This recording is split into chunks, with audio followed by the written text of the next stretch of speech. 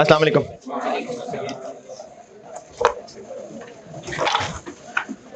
दुरूद शरीफ पढ़ लें।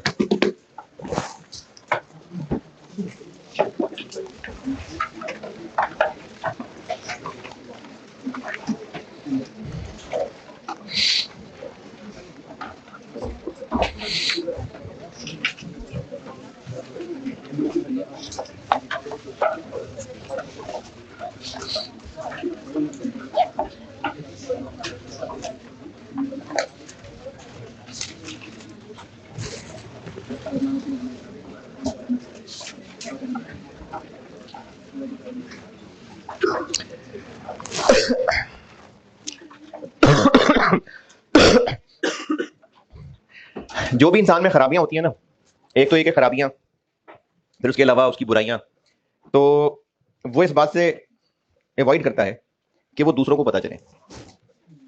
जैसे अगर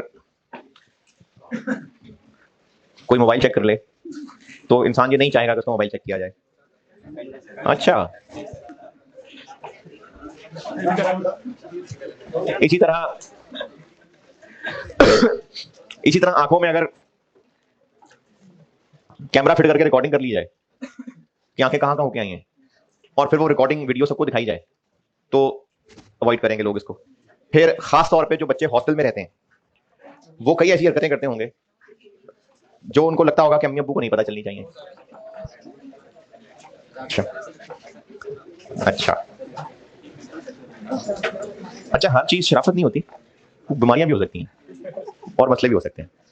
तो इंसान ना फितरतन उसके अंदर एक फोर्स है जो चाहता है कि दूसरों तक उसकी खराबियां ना पहुंचें, और इसको मैं जनरलाइज कर रहा हूं, डिफरेंट तरह की खराबियां हो सकती हैं। उस फोर्स को कहते हैं हया। जैसे अगर कोई सिगरेट पीता है तो मैंने अक्सर ऑब्जर्व किया है कि जब टीचर गुजर रहे हो या कोई और बड़े गुजर रहे हो तो वो सिगरेट नीचे कर लेते हैं, वो सामने नहीं पीते। ये हया है। फिर इसी तरह से अगर कोई फैला के बैठे हुए, खासतौर पे जो है फीमेल, उसके अंदर फितरतन या हया शामिल है। घर में बैठे हुए हैं आप लोग और टांगे लंबी करके बैठे हैं या रिलैक्स होकर बैठे हैं और कोई बड़ा रूम में आ जाता है तो वो औरत फितरतन अपने आप को समेट लेती है। ये हया है। तो इंसान के अंदर ना दूसरों को खामियां एक्सपोज ना हो, ये फोर्स, ये हया होती है। जैसे आप सीए के स्टूडेंट हैं, तो सीए के स्टूडेंट के बेसिक करेक्टरिस्टिक्स पास करने वाले स्टूडेंट क्या क्या होंगे? एक से ज्यादा भी हो सकते हैं। कंसिस्टेंट, बिल्कुल सही है। पंक्चुअल, हार्ड वर्किंग, रेगुलर, ये तीन चार बड़े बड़े करेक्टरिस्टिक है, बिल्कुल ऐसी है। और अगर कोई सिर्फ एक हो, यानी सिर्फ एक बताया जाए, तो इसका मतलब होगा वो सबसे ज्यादा इंपॉर्टेंट करेक्टरिस्टिक है। इब्ने माजा 4181, सैयदना अनस रज़ियल्लाहु अन्हु से रिवायत है, रसूलुल्लाह सल्लल्लाहु अलैहि वसल्लम ने फरमाया, बेशक हर दीन की एक खसलत होती है, यानी हर दीन की ना एक बिल्कुल बेसिक करेक्टरिस्टिक है, और इस्लाम की खसलत हया है। तो जो पूरा इस्लाम दीन है ना, वो बेसिकली जिस चीज पे बना हुआ है वो हया है। और इसी से कनेक्टेड मैं एक और चीज बताता हूं आपको। बुखारी 6120, सैयदना अबू मसूद रज़ियल्लाहु अन्हु से रिवायत है, नबी अकरम सल्लल्लाहु अलैहि वसल्लम ने फरमाया, बेशक अगले पैगंबरों का जो कलाम लोगों को मिला उसमें यह भी है कि जब तुम्हें हया ना रहे तो जो जी चाहे करो। सोसी का सवाल कराता हूं, एक खुद ही बना के करा देता हूं, एक आपको पास पेपर का करा देता हूं, और फिर ये काफी है क्योंकि इस पे मैं दोबारा आऊंगा जब IS 8 पढ़ाऊंगा। एक सवाल लिख रहा हूं बोर्ड पे।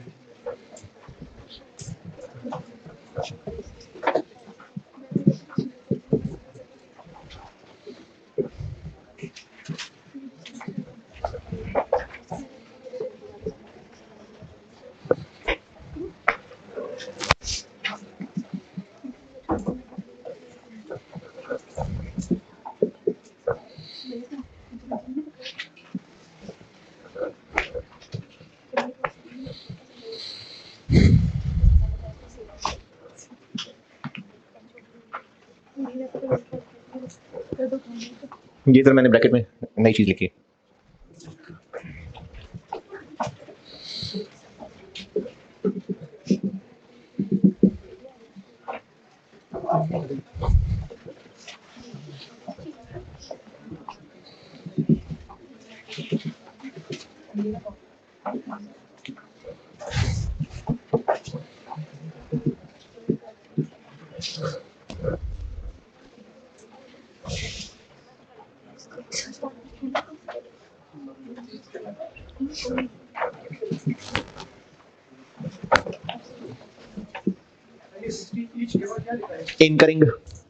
incurring transaction cost of rupees 4 million.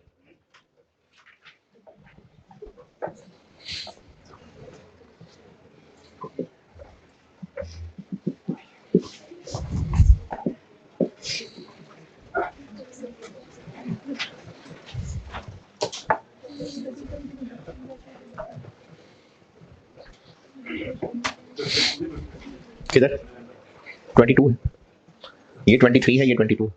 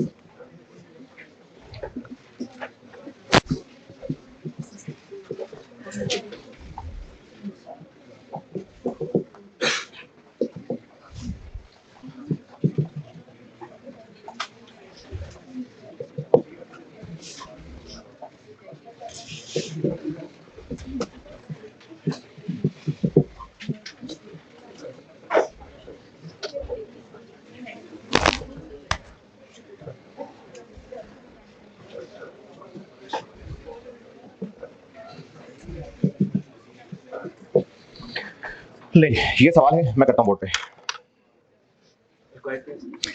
यहां तक पहुंचे फिर रिक्वायर्ड लिखता हूँ, बताता हूँ required.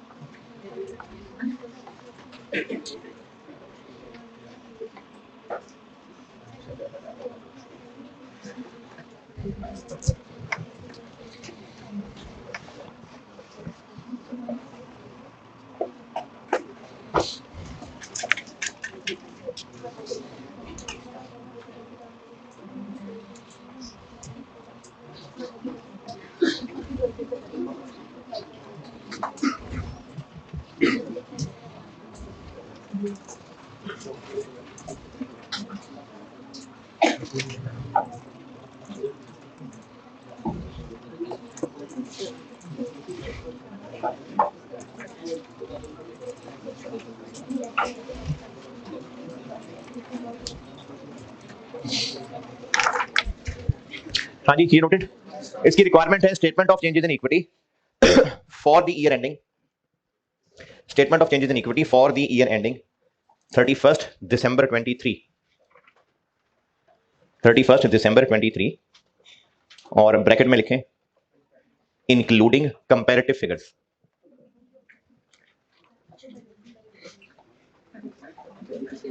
Statement of changes in equity for the year ending 31 दिसंबर 23 और ब्रैकेट में इंक्लूडिंग कंपैरेटिव फिगर्स मुझसे रिक्वायर्ड है। ये मिटाने मैंने सारा कुछ पढ़ा नहीं जा रहा तो पूछ लें।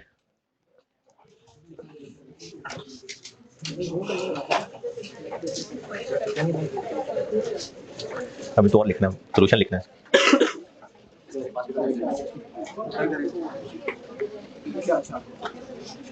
ठीक है, noted.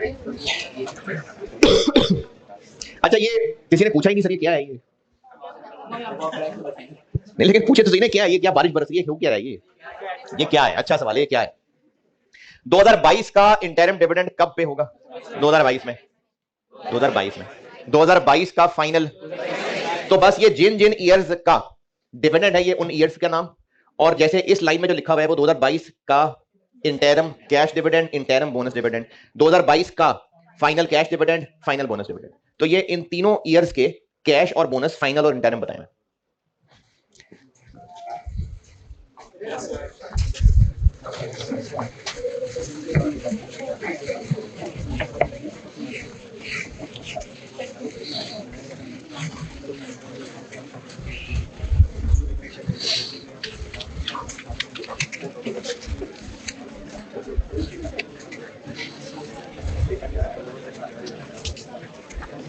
Statement of changes in equity asset schedule की तरह का ना एक टेबुलर कैलकुलेशन होती है, और जिस तरह एसेट स्केड्यूल में कॉलम्स क्या बनते हैं?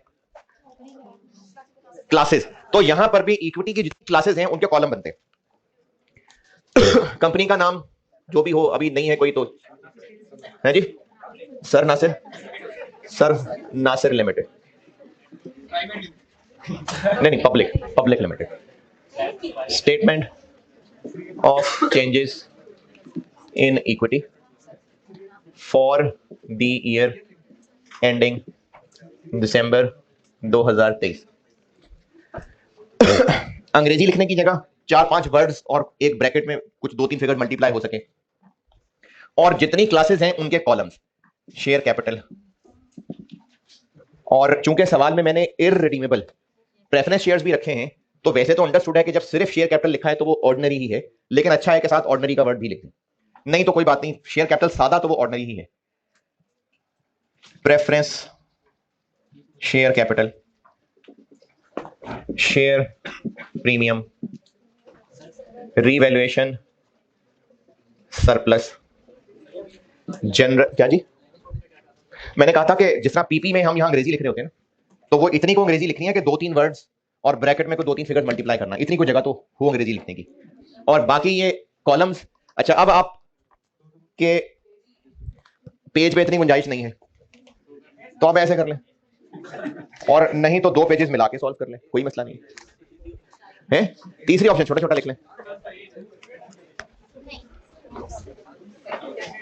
General reserves, retained earnings. तो जितनी क्लासेस हैं उन सब के कॉलम्स, और सवाल वाला मेहरबानी कर दे और कह दे कि टोटल नॉट रिक्वायर्ड तो उसकी मेहरबानी, और अगर ना कहे तो फिर टोटल, वो एक दफा मैं टोटल लिख के दिखा तो दूं ना फिर, रुपीस मिलियन।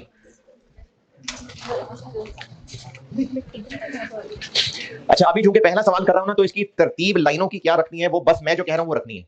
एक बार पूरा सवाल करा दो, फिर आपको तरतीब पे गाइड कर देता हूं कि तरतीब क्या रखनी है। एक बार बस सवाल हो जाए पूरा, फिर तरतीब बताऊंगा। कंपैरेटिव भी रिक्वायर्ड है चूंकि, तो पहले कंपैरेटिव बनेगा, यानी पहले 2022 सॉल्व होगा, उसका बाद जो 2022 का क्लोजिंग होगा वो 2023 का ओपनिंग होगा, तो नीचे ही 2023 चलेगा। और अगर कंपैरेटिव ना रिक्वायर्ड होता तो फिर स्टार्ट ही 2023 से होता। कंपैरेटिव रिक्वायर्ड है, इसलिए पहले 2022 का सवाल सॉल्व होगा। बैलेंस एज एट 1 जनवरी 22 कितने हैं बताएं? 500। नाम तो देख लें क्या है। 100,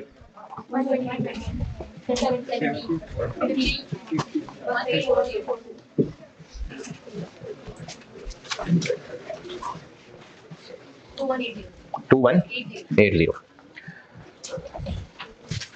अच्छा, अभी ना मैं खुद बता रहा हूं कि क्या तरतीब फॉलो होगी। एक बार ये सवाल पूरा कर दूं तो उसकी भी टिप्स बता दूंगा कि तरतीब का कैसे ख्याल रखेंगे। सबसे पहले हम लिखेंगे इससे पिछले साल का फाइनल डिविडेंड। तो इससे पिछला साल यानी 2021 का फाइनल डिविडेंड, तो 2021 का फाइनल डिविडेंड था 2021 का फाइनल डिविडेंड, कैश भी था और बोनस भी था, दोनों की अलग अलग लाइनें आ जाएंगी। फाइनल 2021 कैश डिविडेंड कितना था? 5%। अब ये डिविडेंड की परसेंटेज किस पे लगेगी? कैपिटल की अमाउंट पे, नहीं अमाउंट पे ना, डिविडेंड परसेंटेज अमाउंट पे लगेगी, तो ये वो अमाउंट है। तो 500 का 5% कैश डिविडेंड है। आप जहन में बेशक एंट्रीज दोहरा लें, लेकिन लिखना यहां पर प्लस माइनस है। जैसे कैश डिविडेंड है तो रिटेन अर्निंग्स डेबिट ना, रिटेन अर्निंग्स डेबिट, और अगर पेबल को बीच में से निकाल दें तो retained earning debit, cash credit. ये तो हो गई एंट्री। यहां पर कहां प्रेजेंट करूं उसको? रिटेन अर्निंग डेबिट, तो रिटेन अर्निंग वाले कॉलम में 25 positive negative negative, retained earning debit हो रही है। और फाइनल 2021 का बोनस डिविडेंड भी है, वो कितना है? वो भी 5% ही है, तो दोबारा ब्रैकेट भी दिखाने की जरूरत नहीं। बोनस डिविडेंड है, क्या एंट्री? बोनस डिविडेंड है। Retained earnings debit, share capital credit, कहां कहां लिखूं? शेयर कैपिटल क्रेडिट पॉजिटिव और रिटेन अर्निंग्स डेबिट नेगेटिव।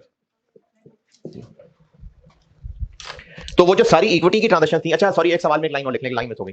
एक लाइन लिखे बाद किस जगह कहीं भी देख ले, सवाल में एक पॉइंट ऐड कर लें, सवाल में एक पॉइंट ऐड कर लें जहां भी जगह मिले, रिक्वायरमेंट से ऊपर नहीं है तो पेज में ऊपर करके लिख लें, निकाल लें, जगह दिल में होनी चाहिए, निकाल लेंगे जगह। क्वेश्चन में एक पॉइंट ऐड कर रहा हूं, management transfers annually, management transfers annually ₹10 million from retained earnings to general reserves, from retained earnings to general reserves। चले, तो सबसे पहले पिछले साल का ओपनिंग, फिर उससे पिछले साल के फाइनल, इसके बाद ये मैं कौन सा साल कर रहा हूं अभी? 2022। 2022 का इंटरम डिविडेंड, 2022 का इंटरम, लेकिन इंटरम कब पे होता है? मिड में। तो क्या उस मिड से पहले कोई शेयर इशू की ट्रांजैक्शन तो नहीं है? 2022 के मिड से पहले सवाल में देखिए कोई शेयर इशू की ट्रांजैक्शन तो नहीं है? 2022 नहीं है, तो इंटरम डिविडेंड 2022 का, 2022 में इंटरम है,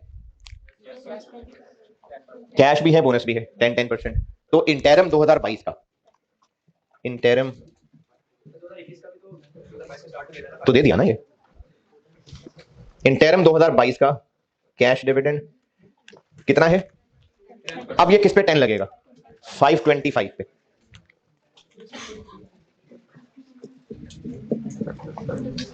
कैश डिविडेंड है, किस कॉलम में दिखाओ? रिटेन अर्निंग्स में 52.5। और इंटरम 2022 का बोनस डिविडेंड भी है, वो भी 10% ही है, यही 52.5। अब ये बोनस डिविडेंड है, retained earning debit, share capital credit, कहां कहां? शेयर कैपिटल में पॉजिटिव और रिटेन अर्निंग्स में नेगेटिव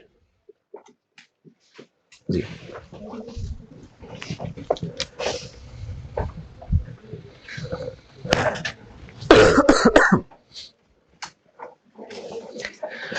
अच्छा अभी ना, मैं जब तक ये सवाल पूरा नहीं करता, तरतीब पे आप अभी परेशान ना हो, वो बस मैं जिस तरतीब से बताता हूं लिखते जाइएगा। अभी फिलहाल आपको सिर्फ ये क्लियर करना है कि अमाउंट्स कहां लिखनी है और वो कैलकुलेट कैसे करनी है। अभी सिर्फ ये समझ लीजिए, तरतीब बता दूंगा, तरतीब आसान है, तरतीब बता दूंगा, पहले आप सिर्फ कैलकुलेशन और कॉलम्स पे ध्यान दीजिए। अब मैं लिखूंगा यहां प्रेफरेंस डिविडेंड कितना है? 10%। तो 10% प्रेफरेंस डिविडेंड है।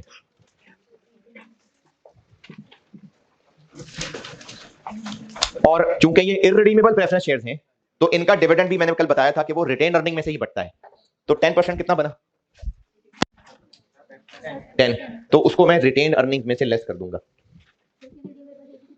मैंने लिखा था सवाल में, बैलेंसेज में मैंने इररिडीमेबल नहीं लिखा था? इररिडीमेबल है।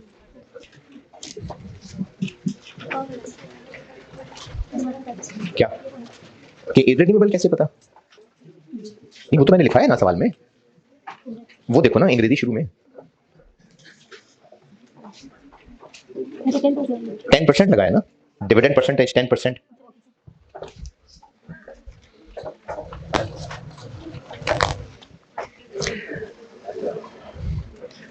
फिर अच्छा, तरतीब में अभी कोई टेंशन नहीं है, बस मैं खुद बता रहा हूं तरतीब। एक बार सवाल पूरा कर लूं, फिर आपको उसकी टिप्स बताऊंगा कि तरतीब कैसे ख्याल रखनी है। इसके बाद मैं लिखूंगा वो जो नवंबर 22 में प्रेफरेंस शेयर इशू किए हैं, नवंबर 22 में ना,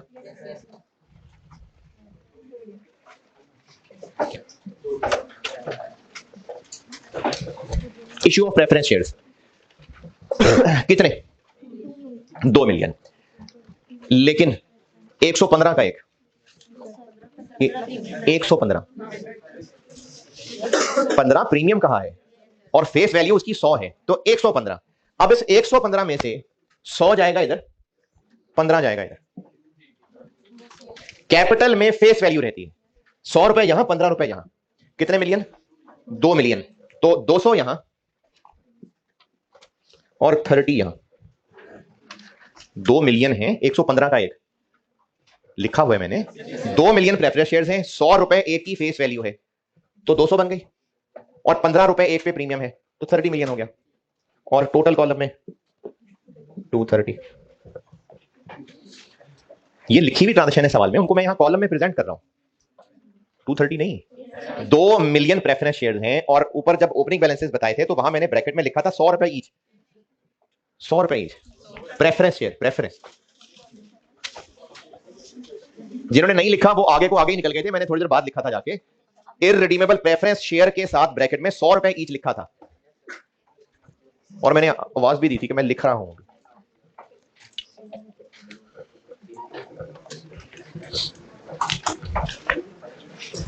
तरतीब के अलावा अभी सिर्फ कैलकुलेशंस के किस कॉलम में कितनी अमाउंट लिखी है और प्लस लिखी है कि माइनस लिखी है, इस पे बताएं मसले।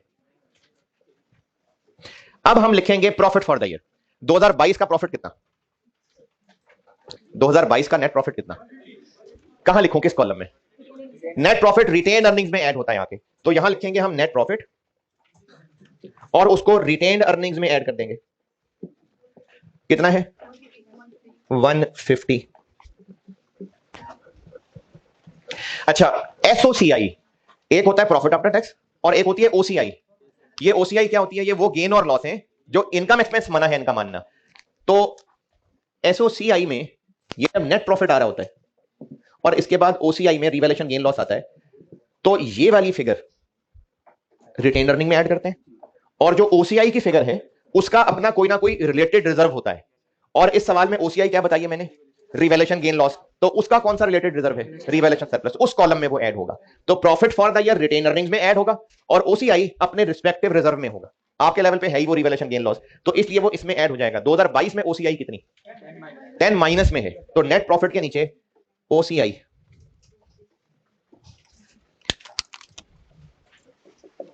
और इस ओसीआई को हम यहां रिवैल्यूएशन सरप्लस में, चूंकि वो लॉस है तो 10 नेगेटिव लिख देंगे।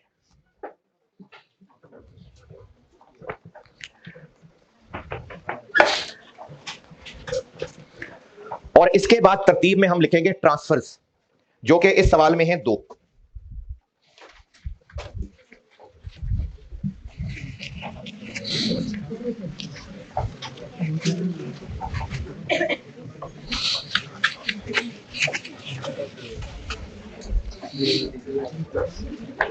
इसी में से आगे चल रहा हूं।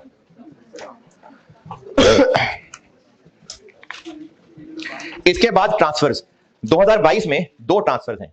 इंक्रीमेंटल डेप्शन बताइए मैंने, ये कौन सा ट्रांसफर है, ये सरप्लस से रिटेन अर्निंग को ट्रांसफर है। इसी से आगे चल रहा हूं, ट्रांसफर फ्रॉम सरप्लस, किस कॉलम में लिखूं,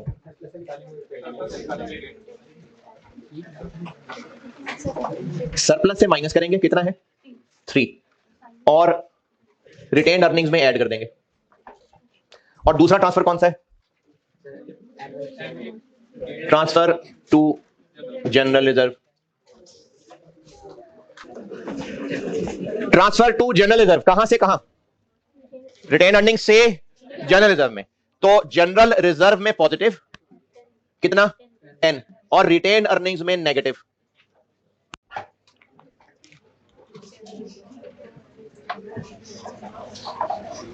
दो 2022 की कोई इंफॉर्मेशन और हो जो बेस हो गई मुझसे। इसके बाद इन सारे कॉलम्स का होगा टोटल। शेयर कैपिटल में क्या आ गया,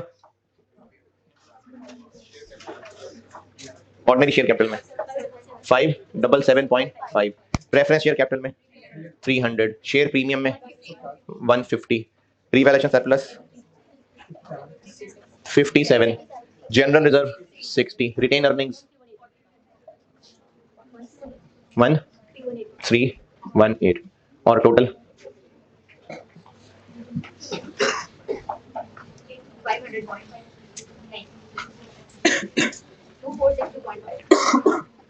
2462.5।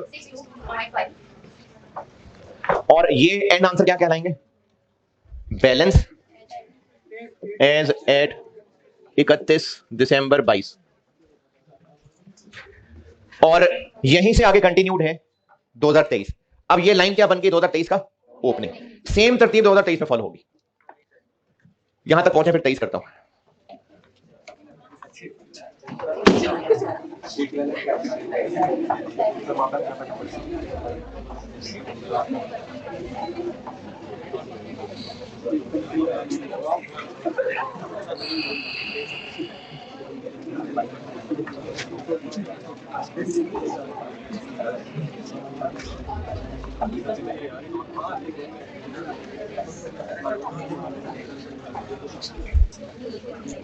अब 2023 में सेम तरतीब, सबसे पहला काम ओपनिंग बैलेंस तो लिख लिया ना, 2022 का फाइनल डिविडेंड। तो 2022 में देखिए फाइनल डिविडेंड था, 2022 का फाइनल था फाइनल 2022 का कैश डिविडेंड कितने परसेंट, तो 577.5 का 20%। कैश डिविडेंड है किस कॉलम में, कैश डिविडेंड सिर्फ रिटेन अर्निंग के कॉलम में 115.5।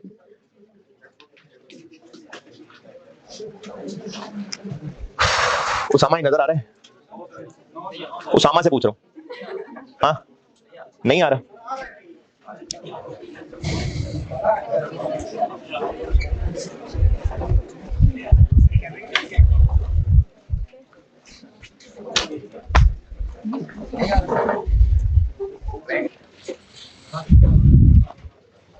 अच्छा रिकॉर्डिंग में भी कुछ देर पहले की ना, ये नजर कुछ नहीं आ रहा था, चलें अब आ रहा नजर। 2022 का एंड 23 का स्टार्ट है, और अब तरतीब फिर से वही, सबसे पहले 22 का फाइनल डिविडेंड, और 22 का फाइनल डिविडेंड सिर्फ कैश था। इसके बाद 23 अप्रैल में राइट इशू हुआ है, 1 अप्रैल 23 में। कितना हुआ इशू?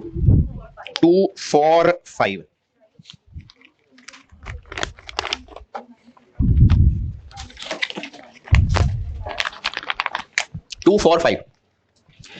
तो जिस वक्त ये राइट इशू हो रहा है उस वक्त शेयर कैपिटल है कितना? 57.75। 57.75 मिलियन शेयर्स हैं। तो हम एग्जामिनर को बताएंगे कि 57.75 मिलियन शेयर्स हैं और हम कर रहे हैं 245 कितने का? 16 रुपए। तो हम 10 से मल्टीप्लाई करके यहां लिख देंगे, कितना बना? ये तो रुपीस है ना। शेयर्स 57.75 मिलियन है, 245 इतने राइट इशू बन गए। फेस वैल्यू यहां पर पॉइंट, और 57.75 इंटू 2/5 इंटू 6 रुपए माइनस 4 मिलियन। ये क्या किया? 16 रुपए था ना, तो 10 इधर 6 इधर, प्रीमियम आ गया और उसमें से ट्रांजेक्शन कॉस्ट माइनस कर दी। ट्रांजेक्शन कॉस्ट शेयर प्रीमियम को चार्ज करने को बताया था, तो शेयर प्रीमियम में से माइनस कर ली। कितना आया? 134.6। ये राइट इशू हो गए और इनका टोटल कॉलम में आ जाएगा 365.6। इसके बाद लिखेंगे 2023 का इंटरम डिविडेंड। वो किधर है? 2023 का इंटरम बोनस है। इंटरम 2023 का बोनस डिविडेंड कितने परसेंट है? अब ये 10% किस पे लगेगा? इन पे, क्योंकि उससे पहले ये और आ चुके हैं शेयर इशू। अब ये बन गया हुआ है कितना? 8 इंटू 80.85। क्या हुआ?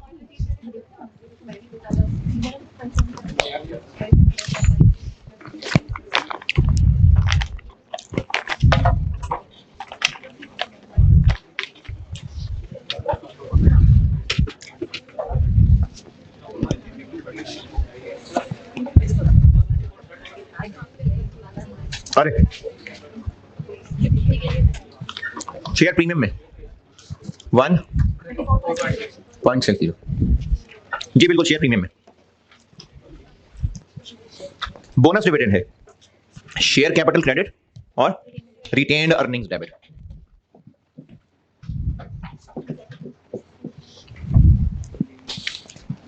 ये गलत कॉलम में लिख दिया था, शेयर प्रीमियम में आना ये। इसके बाद लिखेंगे प्रेफरेंस डिविडेंड। कितना है? 10%। किस पे लगेगा 10%? 300 पे। कहां प्लस कहां माइनस? प्रेफरेंस डिविडेंड है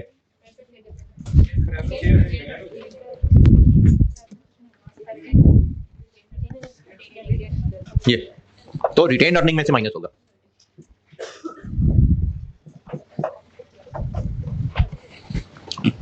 चाहे इररिडीमेबल शेयर्स का प्रेफरेंस डिविडेंड है चाहे ऑर्डिनरी डिविडेंड है, रिटेन अर्निंग्स में से माइनस होगा। अब लिखेंगे प्रॉफिट और ओसीआई। नेट प्रॉफिट कितना 2023 का? कहां लिखूं? रिटेन अर्निंग्स में। ओसीआई रिवैल्यूएशन गेन है, रिवैल्यूएशन सरप्लस में लिखूंगा। कितना? इसके बाद लिखेंगे ट्रांसफर्स। ट्रांसफर फ्रॉम सरप्लस किस कॉलम में? कितना? सरप्लस से ट्रांसफर रिटेन्ड अर्निंग्स में, और फिर ये दूसरा वाला ट्रांसफर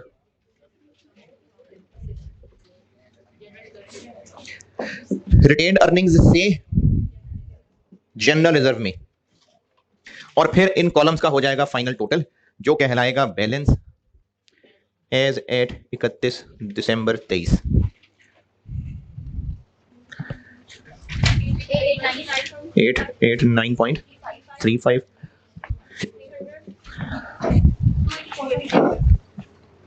2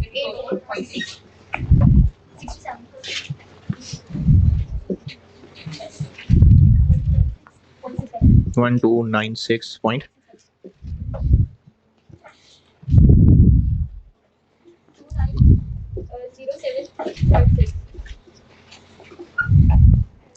तरतीब के मसले के अलावा किस कॉलम में प्लस माइनस किया है और वैल्यूज कैसे कैलकुलेट किए हैं, ये बातें ना समझ आई तो बेटे पूछें जो लाइन पूछनी है। इंटरम डिविडेंड क्या नहीं, इसकी फिगर पूछ रहे हो? जब ये इंटरम डिविडेंड दिया है उस वक्त कैपिटल सिर्फ ये तो नहीं रहा ना, ये भी आ गया था, तो उस वक्त कैपिटल ये 8058 हो गया हुआ था, तो उसके ऊपर 10% लगा है। राइट इश्यू में 577.5 रुपीज मिलियन है।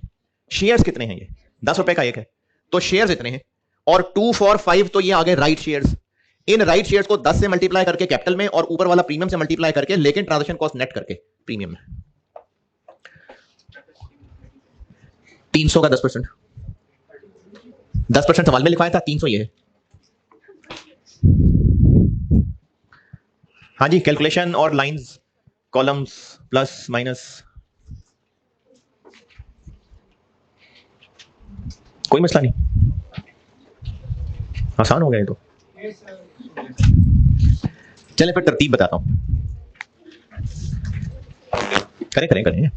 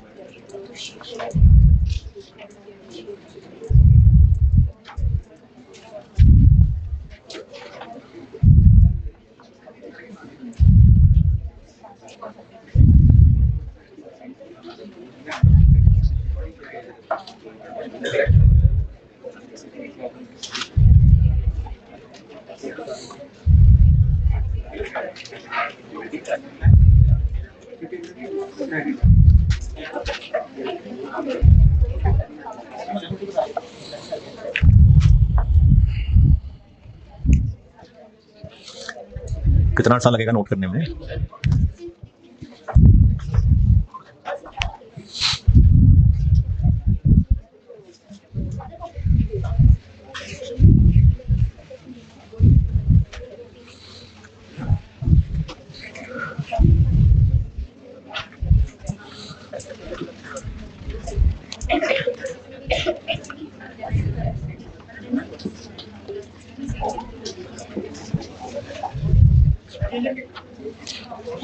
समझ लें पहले, किसी भी एक साल की तरतीब बता रहा हूं।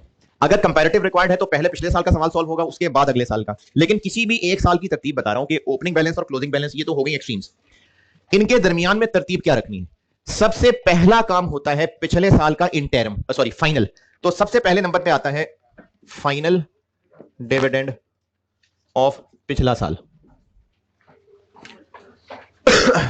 अच्छा, अब इसमें एक सवाल ये बनता है कि अभी तो मैंने मिटा दिया, यहां आपके पास लिखा हुआ है, मैंने कैश डिविडेंड और बोनस डिविडेंड दोनों लिखे थे, पहले कैश या पहले बोनस, जो मर्जी लिखें कोई मसला नहीं है, लेकिन सेम वाला, सेम से मुराद यह है कि फाइनल फाइनल या इंटरम इंटरम, दोनों में से जो मर्जी पहले लिखें, दोनों चूंकि एक वक्त में डिक्लेयर हो रहे हैं तो दोनों एक ही अमाउंट पे लगेंगे। जैसे अभी ये जो मैंने यहां फाइनल कैश डिविडेंड लिखा, ये 10-20% किस पे लगे अगर मैं फाइनल 2022 बोनस डिविडेंड भी लिख देता साथ, वो भी इसी पे लगता। तो चाहे कैश की लाइन पहले लिखूं चाहे बोनस की, कोई मसला नहीं है। इसलिए फाइनल चाहे कैश चाहे बोनस दोनों है, दोनों लिख दें, दोनों में से जो मर्जी पहले लिखें, लेकिन ओपनिंग के बाद सबसे पहला काम पिछले साल का फाइनल, फिर कोई बात नहीं, वो कौन सा खुद ही फिगर खिंच के नीचे आ जाएगी, हम नहीं लिखनी है ना। अगर आप बोनस पहले लिख भी देंगे तो उस बोनस पे भी यही वाली अमाउंट लेनी है और कैश के लिए भी यही वाली अमाउंट लेनी है, तो इसलिए कोई फर्क नहीं है बोनस कैश ऊपर जो मर्जी लिखें। लेकिन जब मैं उनकी बात कर रहा हूं जो सेम टाइम वाले हैं, अब जब ये इंटरम का वक्त आया था उससे पहले ये हो चुका हुआ था, तो इसलिए इसमें कैलकुलेशन करते हुए इसको भी साथ मिला लिया था। तो सबसे पहले आना है पिछले साल का फाइनल, इस साल का इंटरम, कुछ आएगा तभी लाइन भी छोड़ दिया, टू भी लिखना छोड़ दिया। उसके बाद आखिर में प्रॉफिट्स और ट्रांसफर्स, ये तरतीब है। और क्या रहेगा, अगर कोई शेयर इशू हुए हैं तो इंटरम डिविडेंड कब पे होता है, साल के मिड में, तो अगर इससे पहले राइट इशू वगैरह है तो वह इससे ऊपर आ जाएगा, और अगर सेकंड हाफ ऑफ ईयर में हुआ है तो इससे नीचे आ जाएगा। जैसे मैंने इस सवाल में अप्रैल में राइट इशू किया था इसलिए इससे ऊपर लिखा, अगर नवंबर में राइट इशू करता तो इसके बाद लिखता। तो जो भी शेयर इशू होंगे चाहे वो ऑर्डिनरी शेयर इशू हैं चाहे प्रेफरेंस शेयर इशू हैं, जो भी शेयर इशू हो रहे हैं अगर वो इंटरम डिविडेंड से पहले यानी मिड ईयर से पहले इशू हो रहे हैं तो इससे ऊपर लिखेंगे।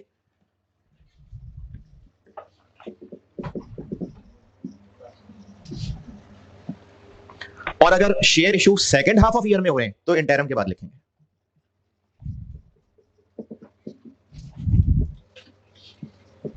ये तरतीब होती है। ओपनिंग क्लोजिंग एक्सट्रीम्स, सबसे पहला काम पिछले साल का फाइनल, दरमियान में इस साल का इंटरम, आखिर में प्रॉफिट ओसीआई और ट्रांसफर्स। और शेयर इशू ये सवाल में डेट देख के पता चलेगा कि इंटरम से पहले लिखना है कि इंटरम के बाद लिखना है। ये तरतीब है। क्या बिल्कुल हो सकते हैं, तो फिर इससे ऊपर भी लिख देंगे इसके बाद भी लिख देंगे। प्रेफरेंस डिविडेंड जो है वो डेट के हिसाब से, यानी वो भी अगर फर्स्ट हाफ में है तो वो इससे ऊपर, सेकंड में है तो उसके बाद। कोई मसला नहीं पड़ा प्रेफरेंस डिविडेंड का, क्योंकि प्रेफरेंस डिविडेंड इनसे रिलेटेड है, तो इनकी लाइन ऊपर नीचे लिखी हो इसको तंग नहीं करेगी। इसका ताल्लुक सिर्फ प्रेफरेंस शेयर में आने वाले बैलेंस से, तो इसलिए प्रेफरेंस डिविडेंड की डेट के हिसाब से जहां मुनासिब है वहां डाल दें।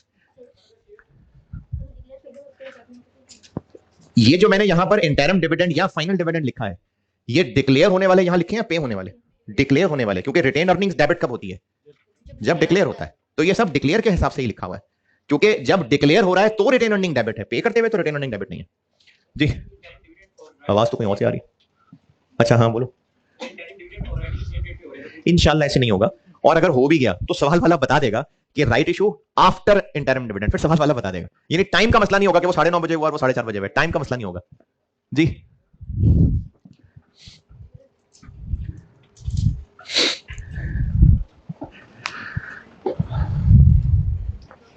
चलिए एक आसान सा 5 पेपर का सवाल करके तो ये 73 खत्म करता हूं। ऑटम 19 अटेम्प्ट का एक सवाल होगा। ऑटम 19 ये बुक में शायद IS 1 के नाम से चैप्टर होगा, या नहीं तो statement of changes in equity के नाम से ही होगा। हाँ ठीक है, IS 1 ऑटम 19 अटेम्प्ट का सवाल होगा वेडनेसडे लिमिटेड के नाम से है। 286 शायद है, 73 तो ये दोपहर वाला है ना, शाम वाला तो 74 और 75 है, ये तो दोपहर वाला है। ये तो कुछ नागुज़ीर वजूहात की बना पर ये है, ये तो मैंने डिसाइड करना था कि मैंने एंड कब करना था।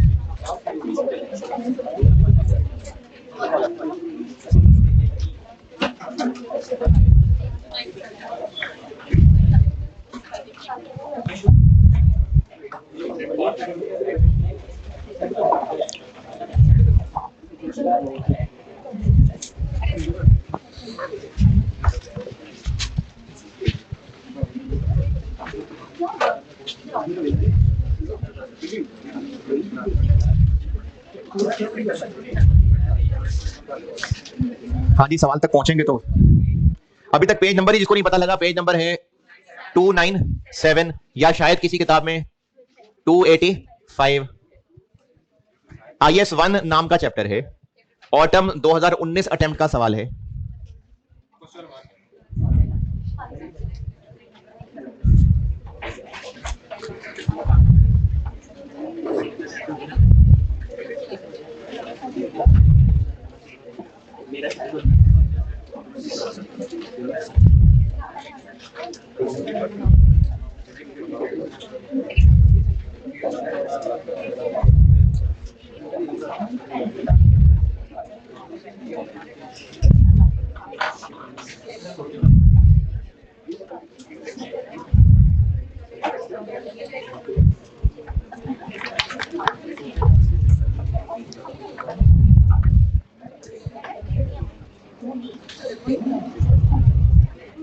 हाँ जी, ये एक ही सवाल था इसमें सादा, उसके बाद ये FAR-1 में 2-3 दफा आया है, तो वो IS-8 के साथ मिक्स हो गए हैं। तो इसलिए IS-8 पढ़ाने के बाद जब हम सवालों की प्रैक्टिस करेंगे ना, तो उसमें इसके सवाल भी कर रहे होंगे। ये सादा एक ही सवाल है पास पेपर का, पढ़ ले तो मैं करूं। यार इतना छोटा सा सवाल है, नजर भर के देखेंगे तो पढ़ा जाएगा।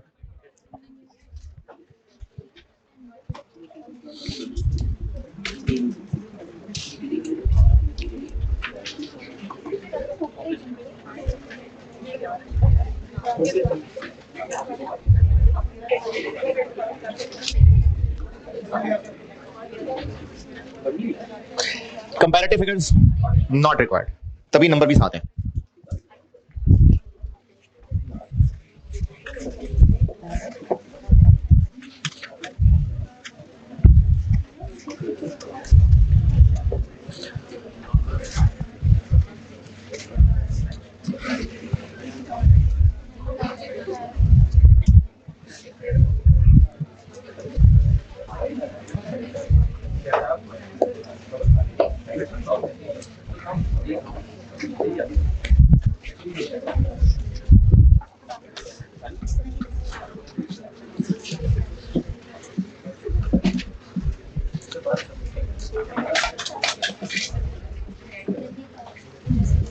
For the year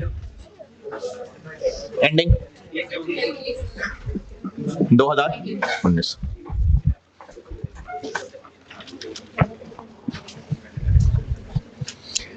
क्या क्या कॉलम बनेंगे? शेयर कैपिटल,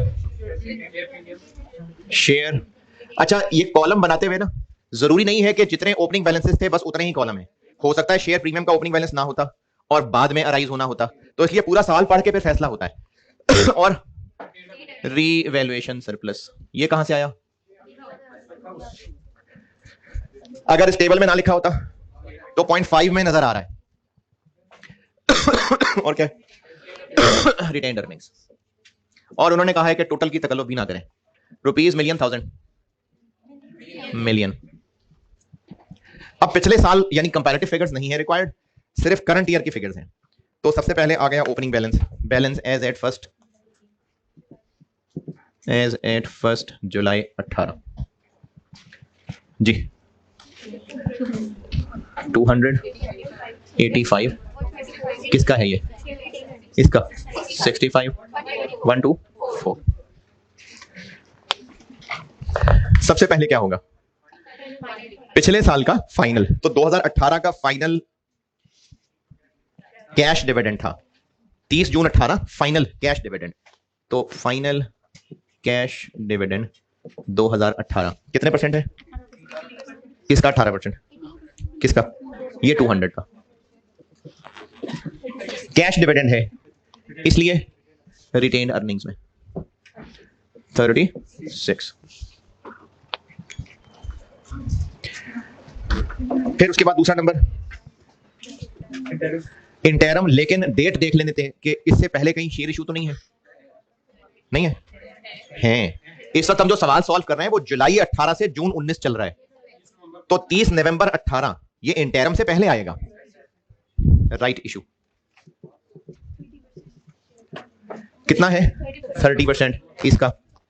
अच्छा अब देखिए, फेस वैल्यू ऊपर टेबल में ब्रैकेट में लिखी है 100 रुपए, और एट अ प्राइस ऑफ 120 के at a premium of 120, at a premium of 120, price 120 नहीं, प्रीमियम ही 120 है, तो 100 रुपए फेस वैल्यू और 120 रुपए प्रीमियम, तो 2 मिलियन शेयर्स हैं, 2 मिलियन, तो 2 मिलियन शेयर्स 30%, 100 रुपए का एक है ना, तो 2 मिलियन, 2 मिलियन के 30% राइट शेयर्स आ गए, इनटू 100 रुपए करके फेस वैल्यू यहां पर, और इनटू 120 रुपए करके प्रीमियम यहां पर,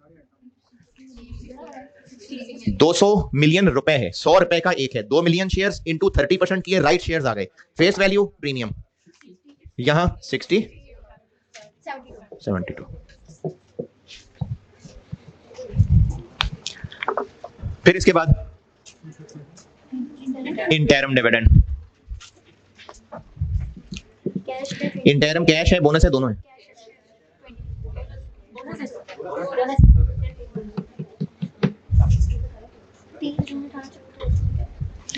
अच्छा इंटरम किसका देख रहे हैं? 19 का देखना है, 19 का, 19 का इंटरम, तो 10% बोनस है। अब जब ये 10% लगेगा तो 260 पे लगेगा,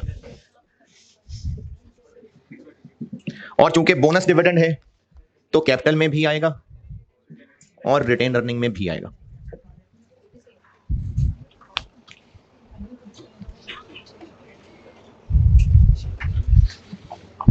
फिर नेट प्रॉफिट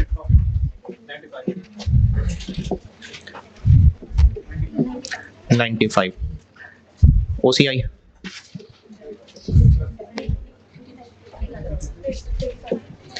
ये कहां से आया? Revaluation surplus arising during the year, ये क्या है? बैलेंस है सरप्लस का, नींद आ रही है, सरप्लस का बैलेंस है ये नहीं, ड्यूरिंग द ईयर जो मजीद सरप्लस अपवर्ड हुआ है तो यही ओसीआई होता है। और ट्रांसफर, तो ट्रांसफर है सरप्लस से रिटेन अर्निंग्स में, कितना? और बस 7 नंबर।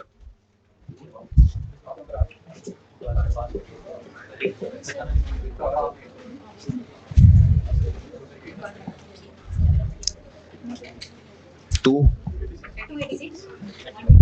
1 91 166।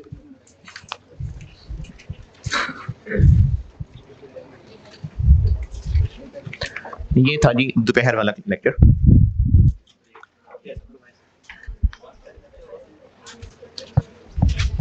सोसी डन।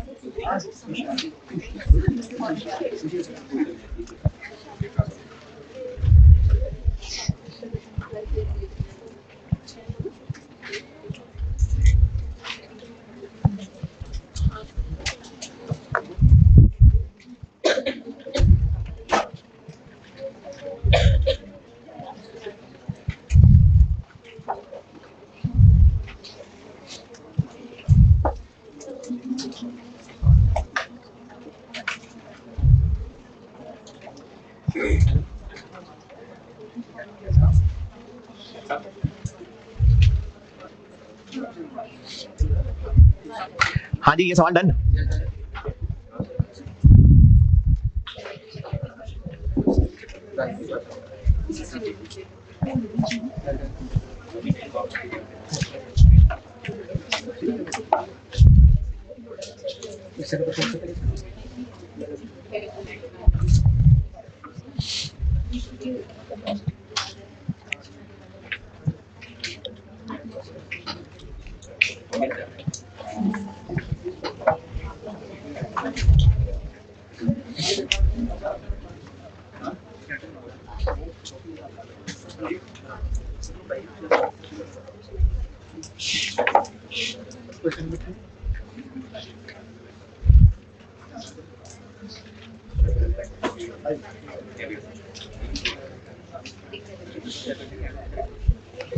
ठीक है जी, डन। ये थी हमारी दोपहर की रेगुलर वाली क्लास। अच्छा, ये चूंकि मेरी अब बात जीटी वाले बच्चे भी सुन रहे होंगे और यहां भी बैठे हुए काफी सारे, कितने लोग हैं जीटी से आए हुए? और बहुत सारे लोग जो जीटी से नहीं आए क्योंकि बेचारे वहां हॉस्टल में रहते हैं, बेचारे बहुत दूर से आते हैं और उन बेचारों के साथ सुतेलों वाला सलूक होता है।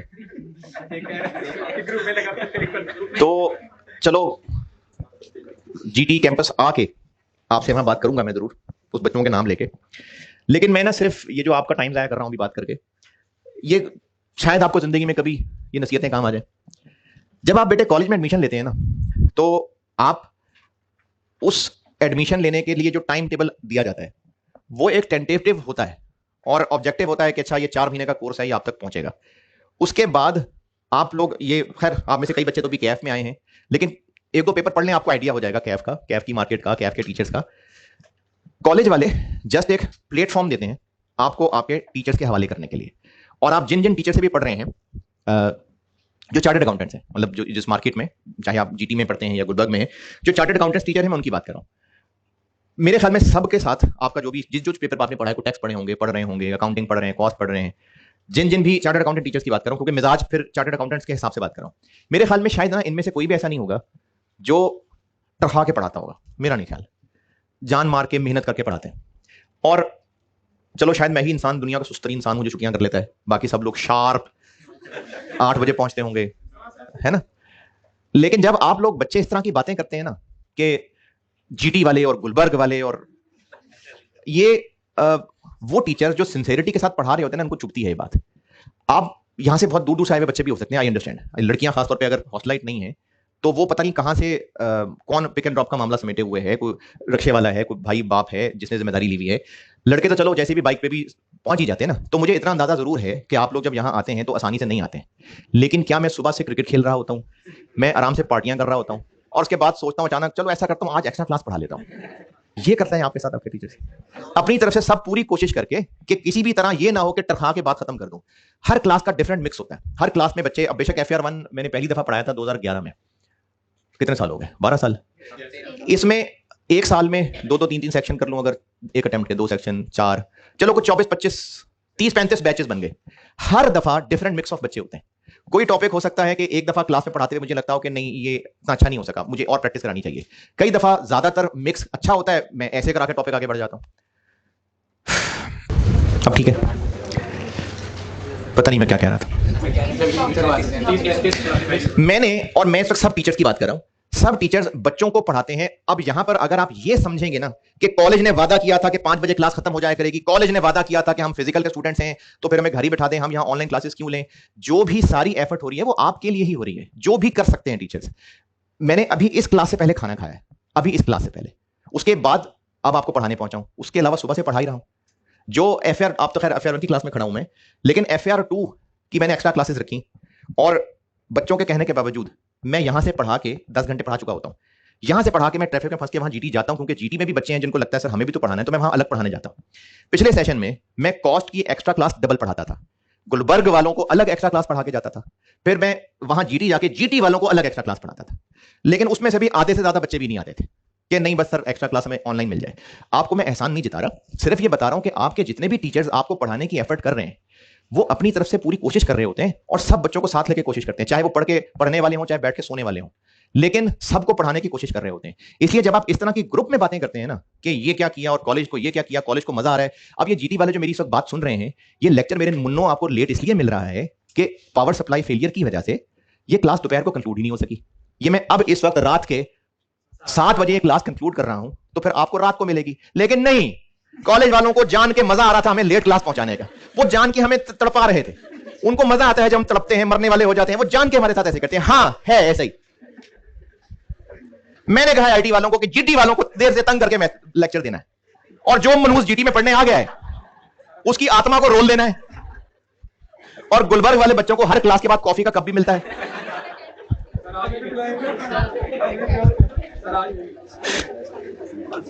सबको सेशन एंड पे आईपैड मिलेगा, रिटर्न टिकट मिलेगी, और जीटी वालों को सेशन के एंड पे 10-10 कोड़े मारे जाएंगे। क्योंकि जीटी वाले वो मनूस बच्चे हैं जिनसे दुनिया में कोई प्यार नहीं करता। उनके घर वाले भी हॉस्टल में उनको इसलिए भेजते हैं कि वो उनसे प्यार नहीं करते। Everyone hates you.